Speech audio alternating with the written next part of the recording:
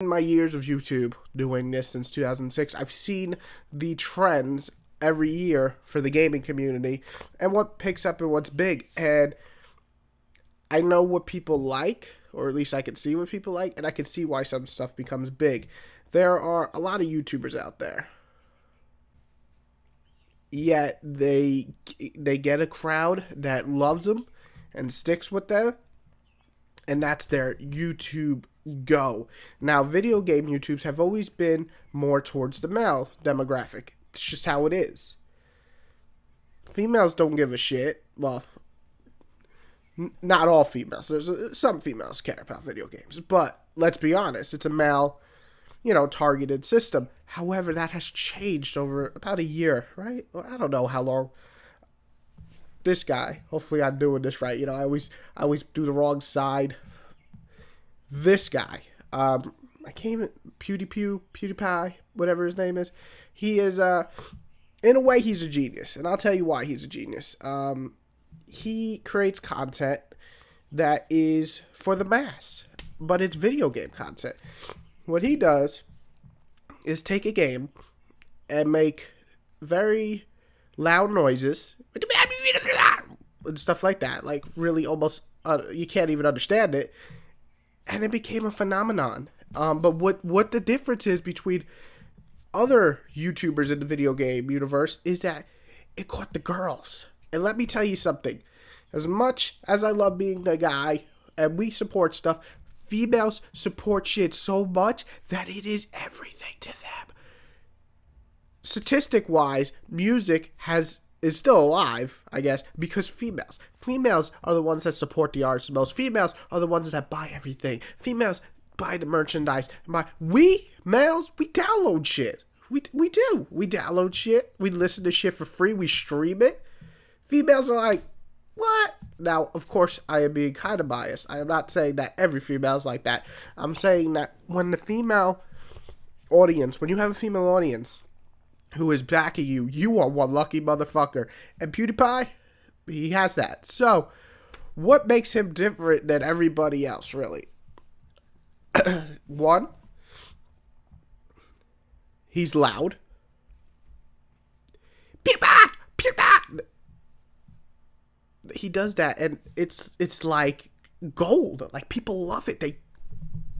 Or girls, I guess. I don't know.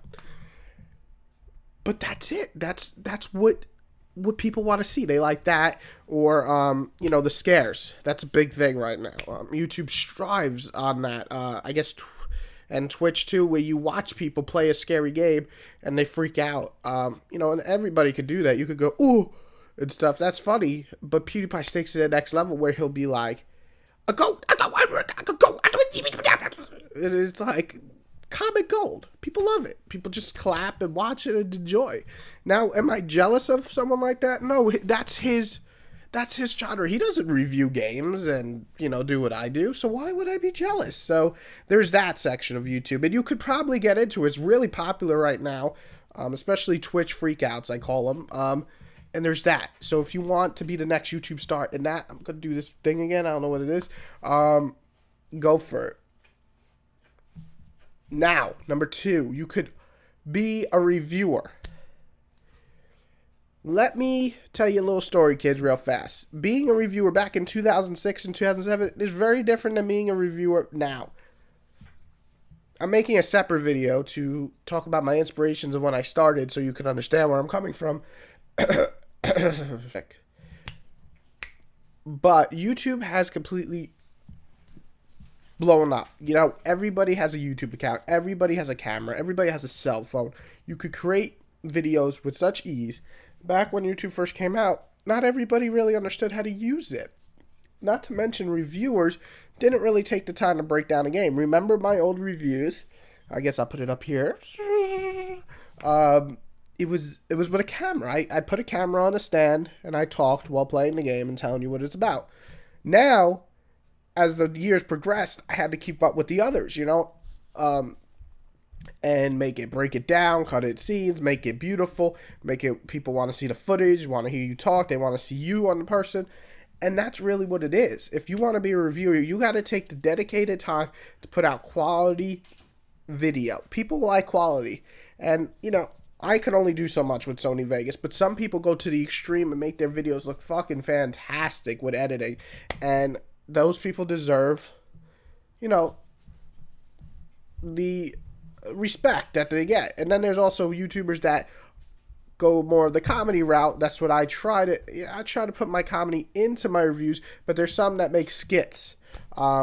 People like Justin Slasher Trasher. You can also look at Angry Joe, Angry Video Game Nerd. These guys take the time to create a skit and that they think is funny that will be part of the game, or they very interactive with their audience, such as Angry Joe and so on. So you could go that route. Or you could make a full-on comedy where you just make fun of games, and there's that too. So there's those things you want to do with a review. And if you like to review games, it's definitely a market, but I'm telling you right now, it's a market that is so overpopulated that is really impossible to become big unless you're very different or you do something very different. Nowadays, I struggle to keep 1,000 views, but that's because there's just so many other people you can watch, And another big thing with reviews is getting reviews out on the embargo date. If you could get your reviews out on the date that everybody else does, you have a much bigger chance of getting the love spread around your channel because people want to see what you got up, on your channel, and they see it on the day. Oh, I'm thinking of buying it today. I'll watch it today, but you get it 2-3 days later like I do because I rent games and stuff. People already bought it. Why would they watch a review? I don't watch a review really when I beat the game or play the game, so it's that simple. If you want to be the review section. Now, there's other YouTubers. There's ones I'm just going to kind of glance over. There's the MOBA players, where we watch them play the MOBA. There's the Hearthstone players, where you watch them play games. Now, if you're dedicated and you got tips and tricks, that's another one you can be. You take the biggest one's an MMO or a fighting game. If you take the time to be a skilled player and break down combos and teach people how to do these little tips and so on, you will become very big, especially if you're the first one. You can ask my dude, Dark Skilled, right, Dr. Skill. I'm sorry, I forgot your name wrong, man. But anyway, he released a Demon Souls video, and he was the first one to show that little tip, where to get the extra XP, all the guys could fall off the cliff. He was the first person to put that video up. It blew up like 550,000 views and shit. So there's that. If you are a tip player, you also could get a lot of views. And if you take the time to play a game and you're learning tips, that's big, and you definitely could become big, or glitches and so on. Another one is first impressions. What the fuck is this? It's probably the biggest guy. I think Biscuit, right? Is that him? I even watch him. I'm not big into first impressions. I usually like to just watch a review, but sometimes I look up a game I'm like interested, and I put it in YouTube. It's almost his videos are almost the first one because when a game comes out for production, he will play the game for like 30 minutes and you get an idea of the game. He is also funny. He can make you laugh. But yeah, if you want to go into that market, you got to be up to date, meaning boom, boom, get in your first impressions out like snap the day comes out. On top of that, you could do walkthroughs. Now, walkthroughs are something that used to be a phenomenon, and that's why I used to do them a lot more. They're fun, you have fun doing it, but they're also very long, and they take I can't tell you how much dedicated time you have to do with these, especially if you process the video, you do your own voiceovers, you gotta upload it, which takes fucking forever, you gotta do the parts. It's just really a long process, and I still do it once in a while, but it's something like I really try to stay away from them because it's just so much work. And if you want to take the time to do walkthroughs, you can. The problem with that is there's big channels that are established their names. I don't even know if Ghost Robos are still around, but they establish their names as the commentary walkthroughers, and then there's channels that are just walkthroughs without commentary. These guys have established so they get the newest games. They do these walkthroughs, they make thousands of views, and basically those thousands of views are paying for those games, and they can keep doing that plus getting some profit. So that's really it. If you want to become a walkthrougher, you have to do something totally different, and you got to be extremely funny, my opinion, to get views, or very, very helpful, either one. But if you want to go with the walkthroughs, you can. It's not as a big phenomenon as it was 2-3 years ago. Right now, it seems the scary shit is. I could literally go on days and days. I'm sorry I had 10 minutes, but if you want to be a YouTuber, right, that is big and different in the video game universe, you gotta find your clique, I guess. I don't know. whatever.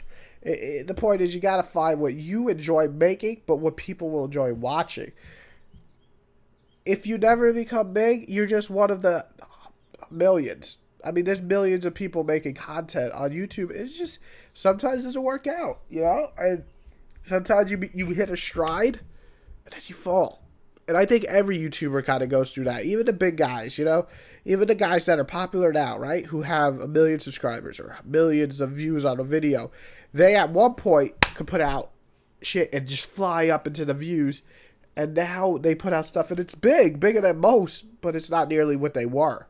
And that's just how it goes. That's just how it is. And then there's other guys who are completely going, you know, better content as they go with their channel.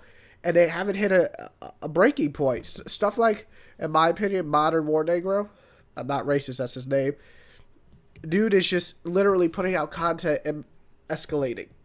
He's going up, and he's just not stopping. Everything he puts out is entertaining, and people watch it. People love it. His views are exploding. His trolling videos are funny. His just videos about life are funny. His new videos where he's making fun of T. Martin's hysterical. Oh, that's another thing. Call of Duty. If you're into Call of Duty, you probably make a lot of money. Just make videos about shooting guns. It's really fucking entertaining. I don't know how people fucking watch that shit. Anyway, stuff like that is constantly good. Or you could go with something different where you give a lot of information, such as you already win.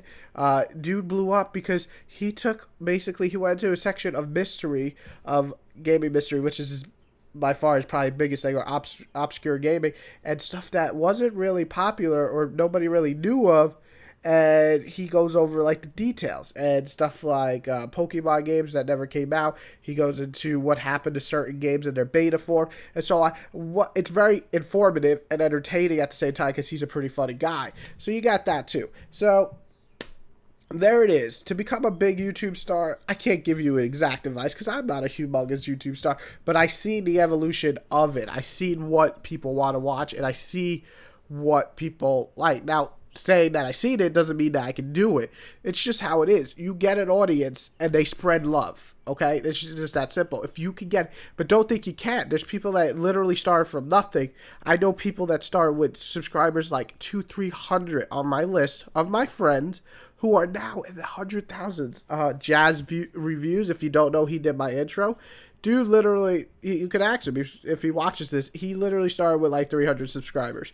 And now, guess where he's at? Guess where Jazz Review is at? I don't know how many subscribers actually, but his views are like hundreds to thousands. And that's because his editing is phenomenal. So, well, check that out. Check his stuff out. Check all the people I mentioned out and see what I mean. These people are kind of separating themselves from everybody else and trying to do their own unique thing.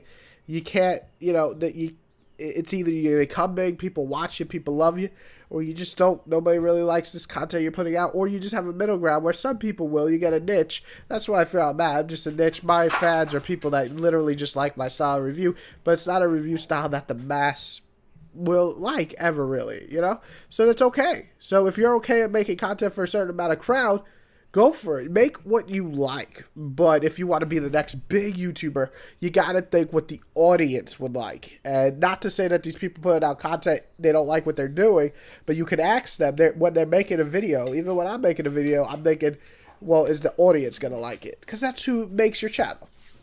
So I'm going to stop here. About 15 minutes making these long-ass videos nowadays. But that is how you could become the next big YouTube star. Study these guys and girls and learn, what they do that makes them so unique.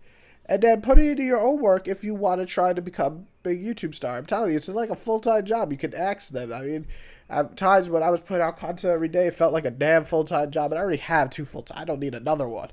So, yeah.